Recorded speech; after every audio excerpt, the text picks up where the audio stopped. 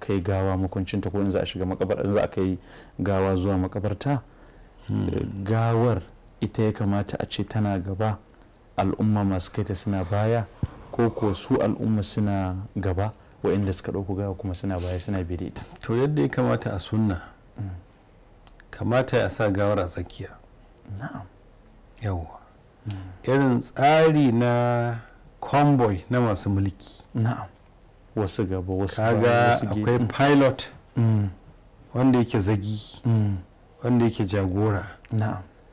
Ba shugaba ne motarsa a gaba ba, ko da za ka kawo wani farmaki ko hari, akwai 'yan gaba dai. Na'am. Sannan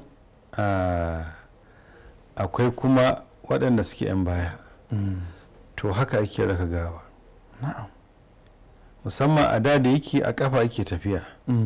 Waɗanda suke tafiya a kafa su ne a gaba, su ne advance, ja gaba. Wanda suke hawa dabbobi, jakuna, raƙuma, dawakai, su kuma a baya.